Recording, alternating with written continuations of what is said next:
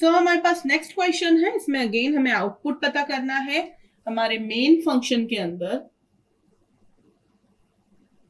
एक constant pointer बना है जिसको हमने इस तरीके से लिखा है कॉन्स्ट कीवर्ड का यूज करके, character data type pointer P, जिसे हम वैल्यू दे रहे हैं 1 2 3 4 5।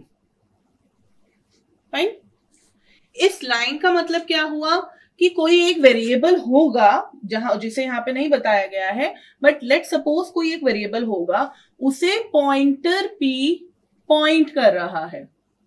ठीक है, यहां पर एड्रेस है उस पर्टिकुलर वेरिएबल का जो एक कैरेक्टर टाइप का वेरिएबल होगा। ठीक है, तो अगर हमने यहाँ पर पॉइंटर पी की वैल्यू रखी है 1 2 3 4 5, तो इसकी वैल्यू हुई दैट मीन्स 1 2 3 4 5, और यहां पर इसका जो भी एड्रेस होगा वो हुआ है सेव।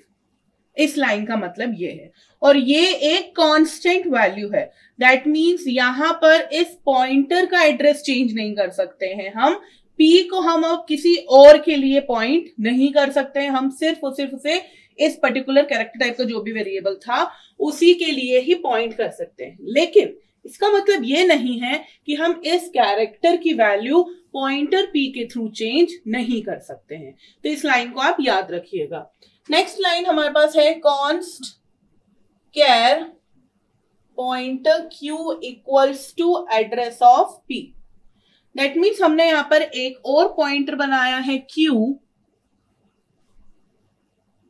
जिसका खुद का एक मेमोरी एड्रेस है, फॉर एग्जांपल 850 है, वो सेव कर रहा है हमारे P का memory address. That means P का अगर मेमोरी एड्रेस यहां पर है 201, तो वो यहां पर सेव हो रहा है। फाइन। सो ये क्या हुआ, पॉइंटर टू पॉइंटर वेरिएबल। यहां पर ये Q पॉइंटर पॉइंट कर रहा है P पॉइंटर को, और P पॉइंटर पॉइंट कर रहा है किसी और एक वेरिएबल को जिसकी वैल्यू है 1 2 3 4 5। P पॉइंटर और Q पॉइंटर दोनों कांस्टेंट टाइप के पॉइंटर्स हैं, दैट मीन्स इनके अंदर जो अब वैल्यूज हैं वो चेंज नहीं हो सकती है। जो वैल्यूज क्या है पॉइंट करने वाली, that Q points to P, ये बात कभी चेंज नहीं हो सकती है। P points to this character, ये बात कभी चेंज नहीं हो सकती क्योंकि ये कांस्टेंट है। लेकिन ये कैरेक्टर कांस्टेंट नहीं है तो इसकी वैल्यू चेंज हो सकती है। नेक्स्ट हमारे पास जो लाइन है उसमें हमने पॉइंटर Q को वैल्यू दे दी है ABCDE। तो पॉइंटर Q को अगर हमने ये वैल्यू दे दी है, तो पॉइंटर टू पॉइंटर वेरिएबल जब हमने पॉइंटर्स के टाइम पे पढ़ा था, डबल पॉइंटर पढ़ा था C लैंग्वेज में, वही सेम कॉन्सेप्ट यहां पर है। तो उस टाइम पर हमें ये समझ आया था कि डबल पॉइंटर के अंदर जो हम चेंजेस करते हैं वो रिफ्लेक्ट होता है उस पॉइंटर के वेरिएबल पर जहां पर हमने वैल्यू लिखी थी। तो ये ABCD यहां से 1 2 3 4 5 सिर्फ चेंज होकर हो गया ABCDE। इस लाइन का मतलब ये है। नेक्स्ट हमारे पास लाइन है, एक और कांस्टेंट वेरिएबल कैरेक्टर वेरिएबल बना रहे हैं हम। सॉरी, यहां पर हम यूज कर रहे हैं कॉन्स्ट कैर, और यहां पर हम बना रहे हैं S नाम का पॉइंटर जो कि पॉइंट कर रहा है प्लस प्लस P को। अब ये प्लस प्लस P का मतलब क्या हो गया, बेसिकली जब पॉइंटर P इसे पॉइंट कर रहा था 1 2 3 4 को 5 को, तो हमारा एरे के टाइम पर हम क्या बोलते थे, या फिर स्ट्रिंग के टाइम पर क्या होते थे, बेस एड्रेस को पॉइंट हो रहा है। दैट मीन्स जो एलिमेंट हमारा 1 2 3 4 5 जो हमारे नंबर्स हैं उसमें 1 के बेस एड्रेस को पॉइंट कर रहा था पॉइंटर P, और उसी प्रकार पॉइंटर Q इसको पॉइंट कर रहा था, इसलिए 1 को पॉइंटर Q भी पॉइंट कर रहा था। अब हमारी वैल्यू चेंज हो गई है, और चेंज होकर हो गई है ABCDE। यहां पर अब हमारा P किसको पॉइंट कर रहा है, A को, और Q क्योंकि P को पॉइंट कर रहा है इसलिए वो भी पॉइंट कर रहा है A को।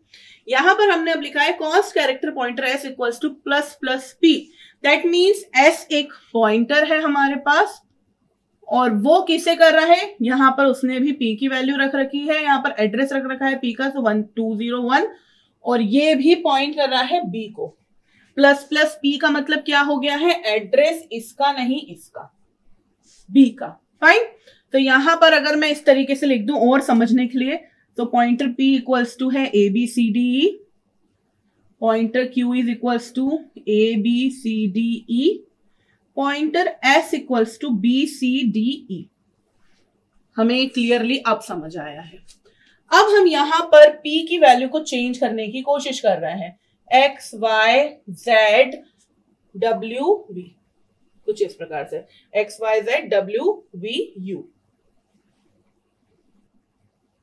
सो यहाँ पर P की वैल्यू चेंज करने की वजह से S में कोई भी चेंज नहीं आएगा, क्योंकि जो हम वैल्यू चेंज P की करने की कोशिश कर रहे हैं, हमने S को दी है pointer P plus plus, that mean BCDE। तो अगर यहाँ पे P की वैल्यू चेंज हो भी जाएगी, उसकी वजह से D में भी चेंज आएगा लिटरल्स में, लेकिन S में चेंज नहीं आएगा।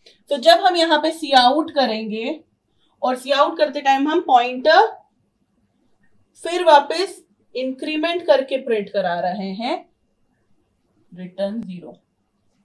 तो यहाँ पे फिर से प्लस प्लस हुआ, तो अब B से हटकर आ गया एड्रेस C पर, और C पर एड्रेस आ गया क्योंकि हमने यहाँ पर सी आउट का यूज करा है और एक ही कैरेक्टर प्रिंट होगा, तो हमारा जो आउटपुट प्रिंट होगा वो होगा C।